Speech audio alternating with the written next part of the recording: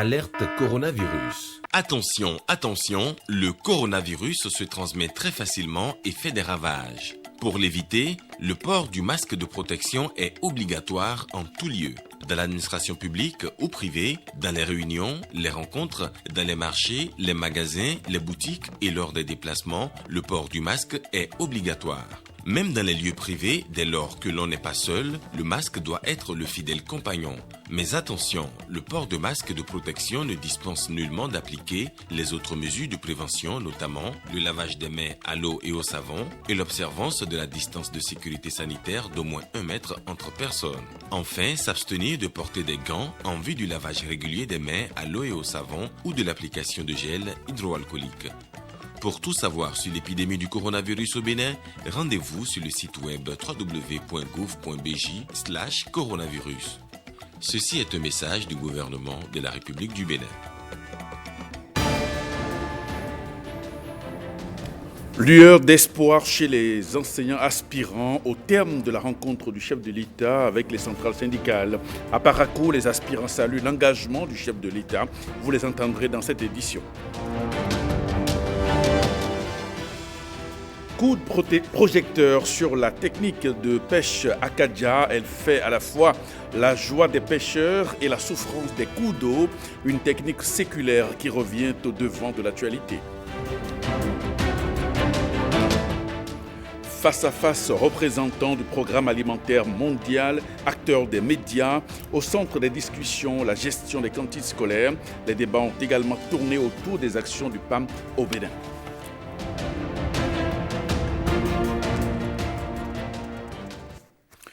Bonsoir et bienvenue à cette édition qu'on démarre par cette rencontre du chef de l'État avec les centrales syndicales. Retour donc sur les temps forts de cette rencontre dans cette semaine avec Jérôme Hongbo et Jean Obima. Mu par le souci d'intérêt général et la cohésion sociale, le président Patrice Talon a invité les partenaires sociaux et les associations d'enseignants. À l'origine de cette rencontre, les remous nés de la dernière décision relative à la masse horaire pour les enseignants aspirants. Le chef de l'État fait l'état des lieux. Nous avons jusque-là, jusqu'à l'année scolaire écoulée, déployé les enseignants disponibles dans la base et un complément a pu être fait chaque fois dans les localités, dans les établissements, à ce que les uns et les autres ont sous la main. De sorte que cette façon de fonctionner compromet totalement l'objectif. C'est à quoi? De sélectionner des gens, d'évaluer des gens, de dire que c'est ceux-là qui ont le minimum requis, à qui on peut compter les enfants dans les diverses disciplines, dans les diverses matières. Et une fois qu'on a fini, qu'on les a déployés, on constate donc qu'il y a encore un trou, et puis après, on recrute qui on veut pour compléter ce nombre-là. Alors, déployer donc ce dont nous disposons, les aspirants dont nous disposons, pour tenir les classes à l'intérieur du pays et peu partout, si telle est notre exigence, dans quelle mesure cela est possible, dans quelle mesure ce nombre peut être déployé pour satisfaire l'ensemble des heures de cours nécessaires. Si nous avons beaucoup d'enfants dans le pays qui sont à l'école, qui sont scolarisés, et que nous avons peu d'enseignants, on fait quoi? Est-ce qu'on décide que le peu d'enseignants qu'il y a, on essaie de les répartir et leur donner une masse horaire compatible avec les besoins? Ou bien on dit non, nous avons beaucoup d'enfants, nous avons peu d'enseignants, mais certains enfants vont rester sans professeur, sans enseignant. Ou que à certains, nous allons les confier à des enseignants qui n'ont absolument pas le minimum de connaissances nécessaires. Ce serait même un crime contre certains de nos enfants, surtout que ceci s'agit souvent des enfants qui sont dans les localités éloignées des agglomérations. À cela s'ajoute le souci pour le gouvernement de changer le statut des enseignants dits vacataires vers celui qui leur garantit la sécurité sociale. C'est des gens dont nous avons besoin, dont le pays a besoin, qui ont un minimum de connaissances, de compétences. Mais depuis plus d'une dizaine d'années, ils sont employés, déployés, sans avoir la chance d'avoir une carrière d'enseignant. Ils peuvent travailler ainsi pendant 10, 15, 20 ans et finir sans avoir un minimum de retraite. cette qualité ne peut pas être entretenue par l'État. Celui qui est dans ce cycle-là, au bout de 10, 15, 20 ans, il peut finir sa carrière comme ça et ne pas avoir un sou à la fin comme retraite. C'est ainsi qu'au titre de cette rentrée, et pour finir de régler le problème, nous avons examiné le nombre dont nous disposons, le besoin en termes d'heures de cours et l'arbitrage a donné une quantité d'heures de cours affectées par enseignants aspirants, je crois, de 30 heures. Le débat est ouvert, les partenaires sociaux et les enseignants ont exposé leur compréhension de la nouvelle donne.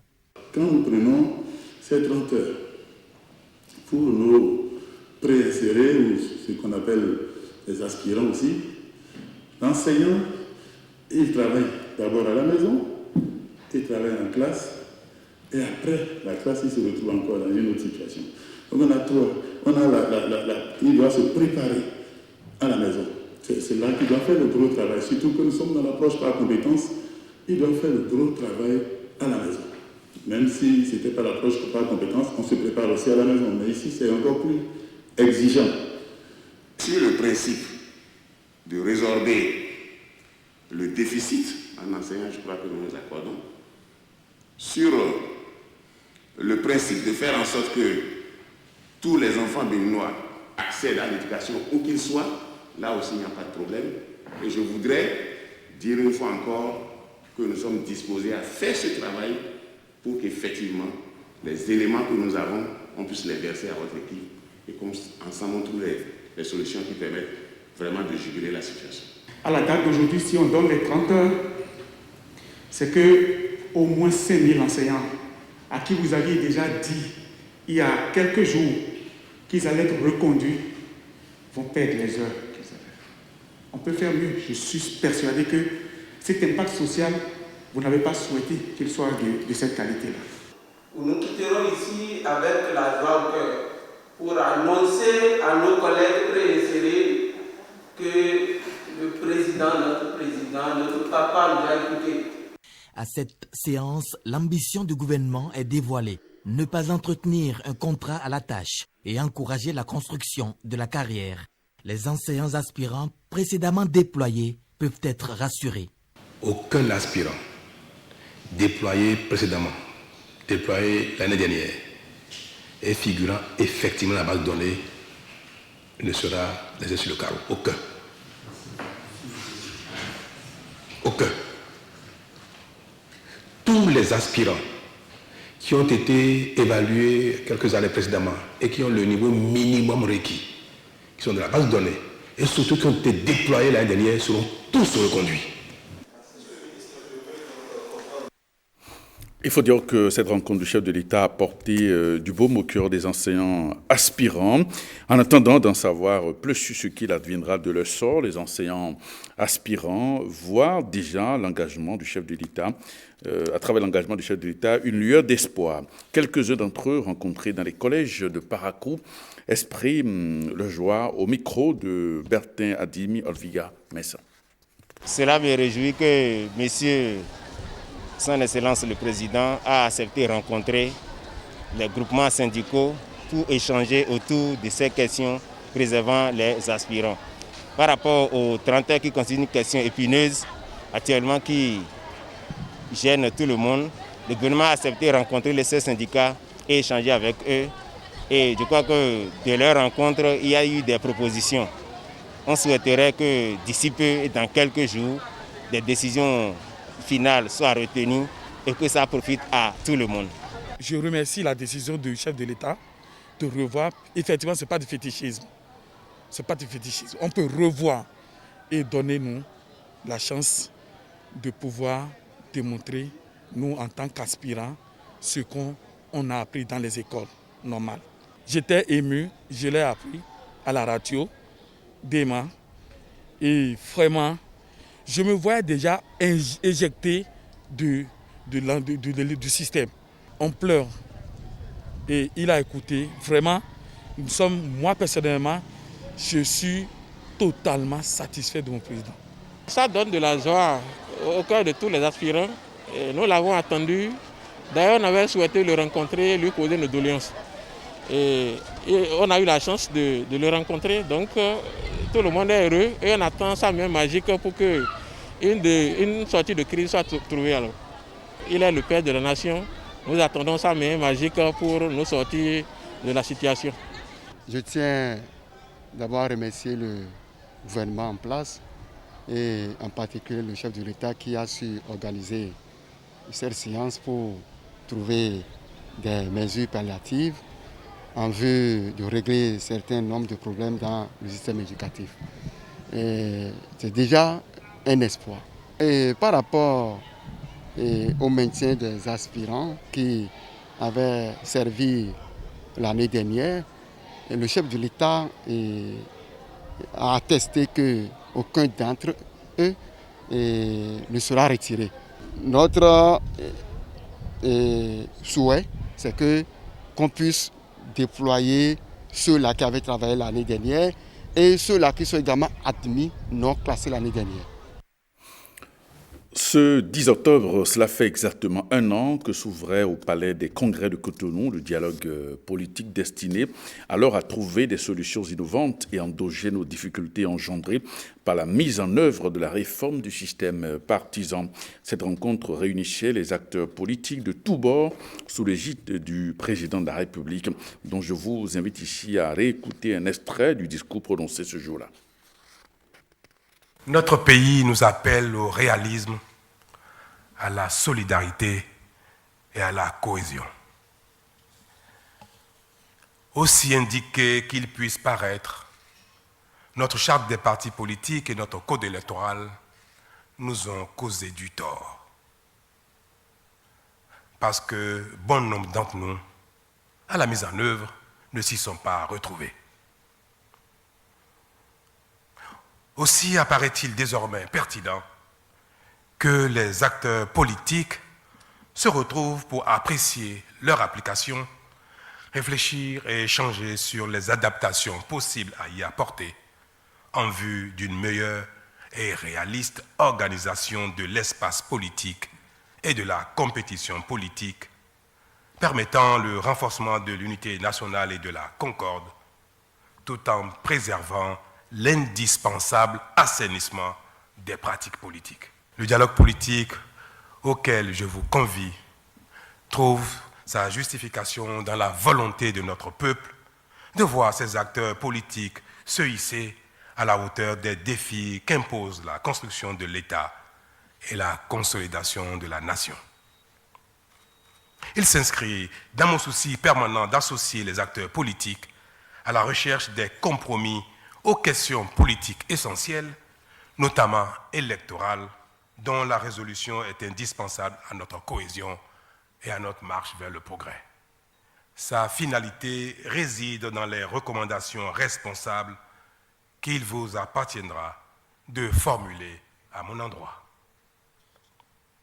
Je suis convaincu que la foi qui vous anime et l'engagement politique responsable qui est le vôtre nous permettront de trouver les solutions qui renforcent davantage nos institutions et les éloignent de toutes les formes de perversion et de régression.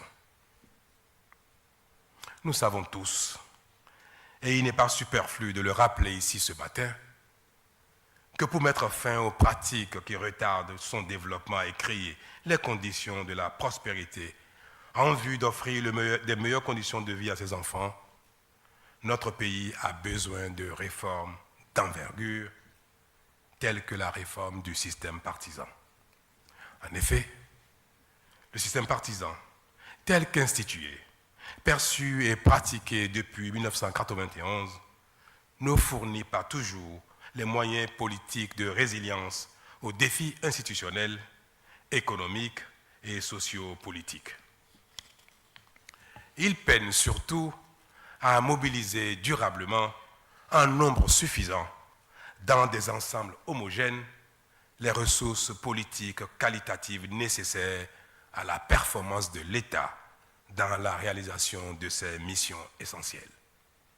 L'intérêt n'est-il pas élevé de reformer notre modèle pour l'adapter à nos besoins de bonne gouvernance à travers l'instauration de règles contraignant à la constitution de grands ensembles politiques sains, animateurs exclusifs de la compétition politique. Et parlons de cette technique de pêche vieille de plus d'un siècle, une technique de pêche sédentaire qui a cours sur la plupart des plans d'eau du Bénin, dont le lac Nokoué Akadia, entre la joie des peuples toffins et la souffrance du lac Nokoué. C'est un magazine réalisé par William Tchoki. Des cases sous-pilotis s'étalant à perte de vue, des populations de pêcheurs en déplacement sur le plan d'eau. Bienvenue à la Venise d'Afrique, le village lacustre de Ganvier.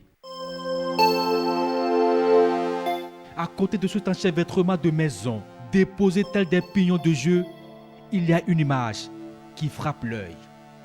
Ces parcelles délimitées à l'aide de branchages sur le plan d'eau. On les appelle ici les Akadias.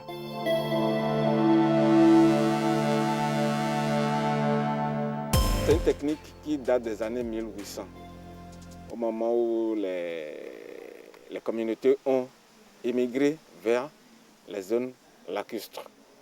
Et c'est en fait une technique qui est née de manière informelle. En réalité, la technique se pratiquait dans les communautés de Sochanhwe. Les gens pratiquaient ce qu'on appelle le achlo, c'est-à-dire on faisait des tranchées au niveau des berges et on mettait des palissades en palmier pour récolter le poisson à la décrue. Une technique de pêche sédentaire pratiquée par les peuples toffins. Une technique qui a traversé le temps avec de nombreuses améliorations. L'un des anciens pêcheurs de la commune lacustre de Soava, surpris en pleine réunion avec ses pairs, témoigne.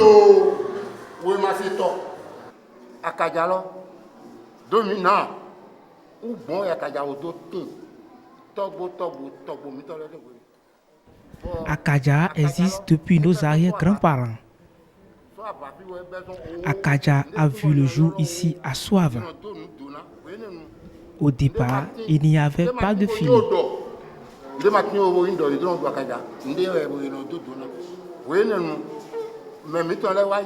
On utilisait des branchages qu'on appelle kakata.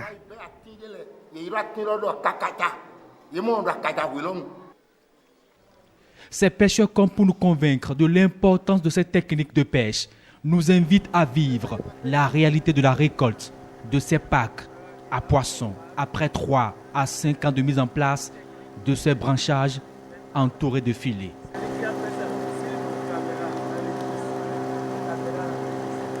Un gros risque pour notre équipe de reportage, mais le jeu en vaut la chandelle. Il fallait se lever très tôt, à 4 heures du matin. La visibilité n'y est presque pas. Et nous voici en plein milieu du lac Nokoué.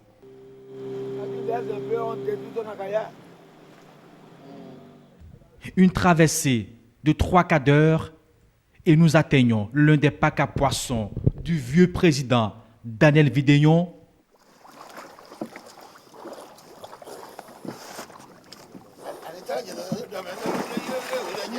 Il plonge dans l'eau, malgré son âge très avancé. Les gens sont en train de regrouper le bas du filet pour regrouper les poissons ensemble et à la fin, on attache le bas avec une corde. On laisse la poche, Une action très périlleuse pour ces pêcheurs. Aller en apnée au fond de l'eau, ressortir les déchets de tout genre, puis regrouper les poissons.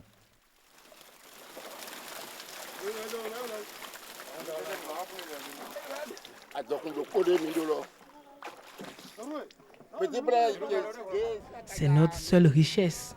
Akadia est le même partout à Calavi et à Cotonou.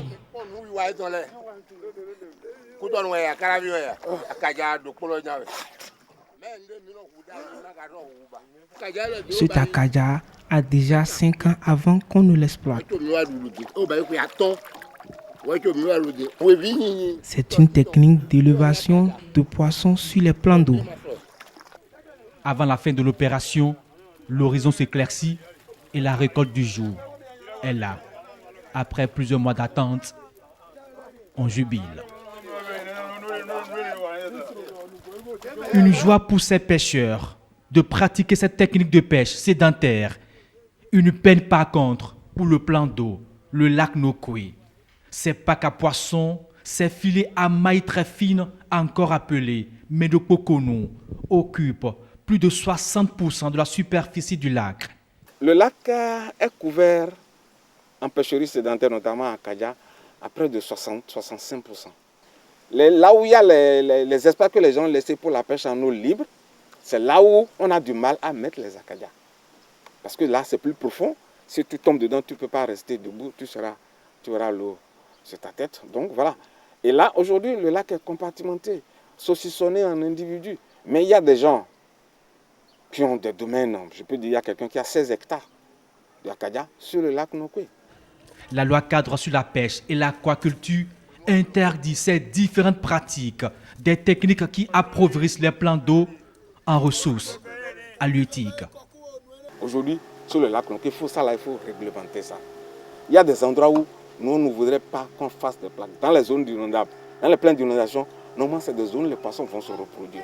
Ça, il ne faut pas, il ne faut pas mettre les pêcheries sédentaires là-bas. Sinon, vous allez traquer le poisson, même dans les zones où le poisson va se reproduire. Et ça, vous faites la collecte seule.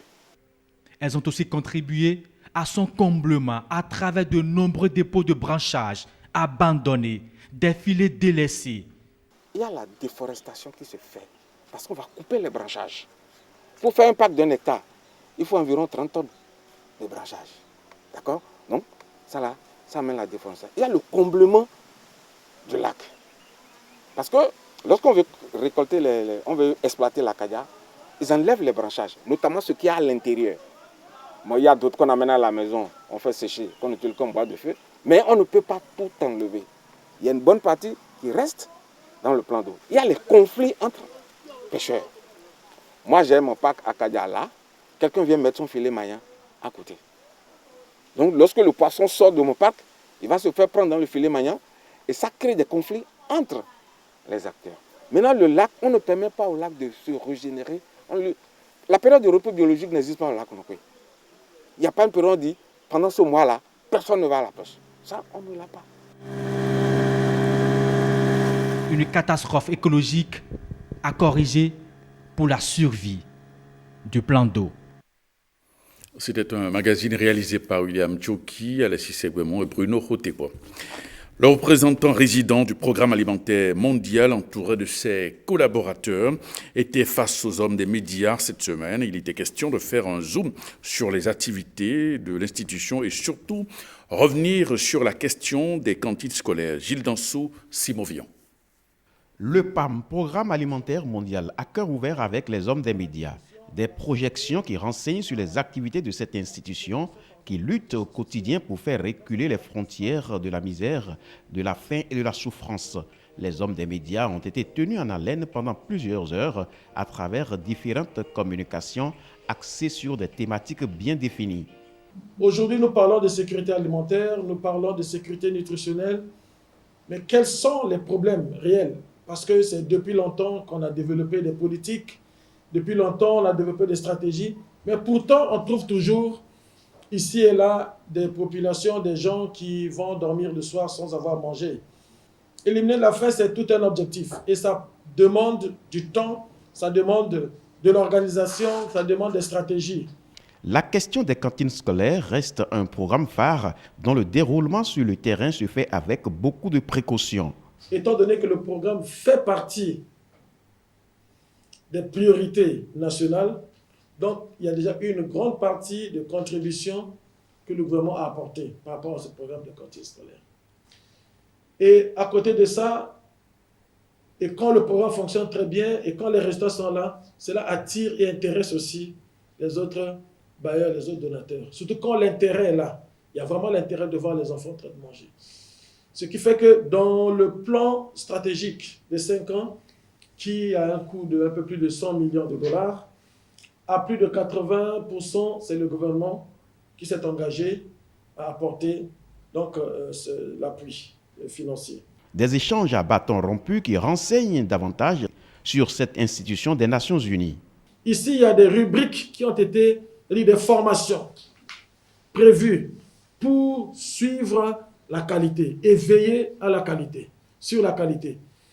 Si moi, directeur du PAM, je n'ai pas un certificat sur la qualité des vivres et que je laisse les vivres aller dans les écoles, le même jour je quitte le PAM. J'aime bien dire ça parce que je connais des cas comme ça.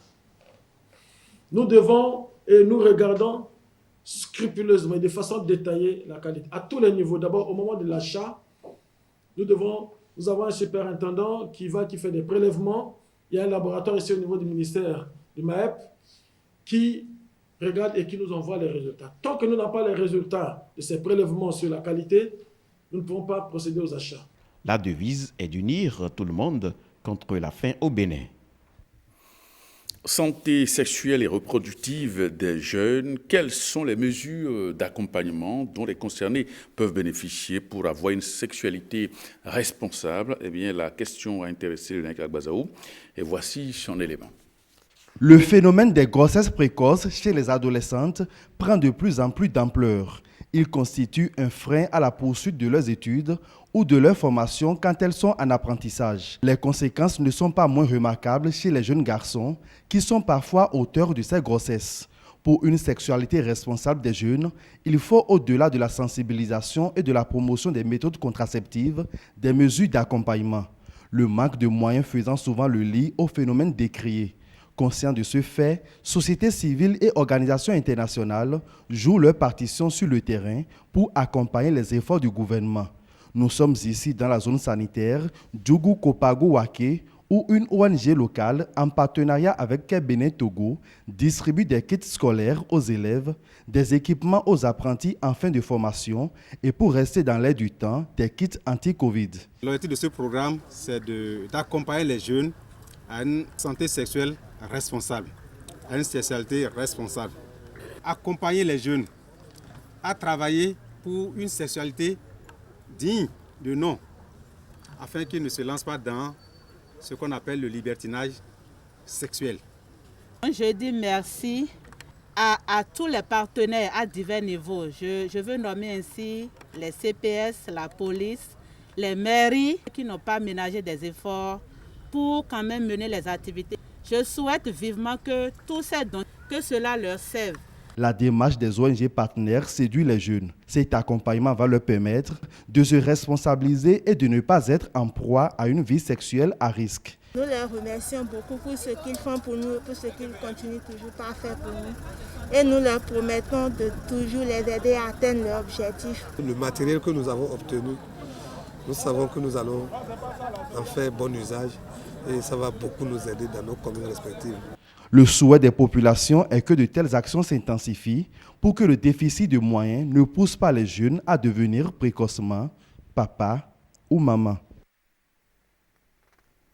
Le partenariat Préfecture d'Aplaroué, ONG Koufo collaborative, porte encore des fruits. Les écoliers du complexe scolaire d'Ogbo Tota, dans le département du Koufo, ont bénéficié de ces fruits. Il s'agit des kits scolaires que ces apprenants ont reçus cette semaine. Jean-Claude James, Jules Akweko. Un kit scolaire pas comme les autres. Dans le colis, un pain de savon et un masque rappellent le contexte particulier dans lequel intervient ce don de l'ONG Koufo collaborative. Aujourd'hui, le complexe scolaire de Ogbo Tota est à l'honneur et bénéficie de 1214 kits scolaires d'une valeur de 8 942 000 francs CFA. Alors, progressivement, l'ONG Koufo collaborative est en train de contribuer à la qualité de l'enseignement dans nos écoles. Autorités communales, enseignants et écoliers sont contents de cet appui, fruit du partenariat entre la préfecture d'Aplaroué et cette ONG. Aujourd'hui, nous sommes là pour entourer merveilleusement le secteur de l'éducation. Et non seulement vous êtes aujourd'hui dans Tota Centre, vous voulez aussi remettre des kits à nos enfants de Diacotomé Centre. Et le coût total est de 18 875 050 francs. Ça va appuyer les efforts énormes que fait le gouvernement du président Talon dans tous les secteurs d'activité de la vie nationale. Nous avons des raisons sérieuses de réitérer nos remerciements à l'endroit de l'ONG Koufo Collaborative, représentée au Bénin ici par Koufo Coopératif. En effet, après la dotation en dispositif de l'armée pour lutter contre la pandémie, nous voici encore bénéficiés de pistes pour notre écolage. Nous vous disons merci et encore merci pour tout. L'ONG Koufo Collaborative, qui intervient dans presque tous les secteurs, veut étendre ses activités aux autres départements. Une idée soutenue par le préfet, grâce à qui cette ONG œuvre au Bénin. Eh bien, ce journal se refait. Merci de votre fidélité. Juste après moi, vous suivrez une nouvelle diffusion, la séance de travail du chef de l'État avec les centrales syndicales. À 23h30, Rachida Biomomon sera dans ce studio pour le JT Soir. Merci et à demain.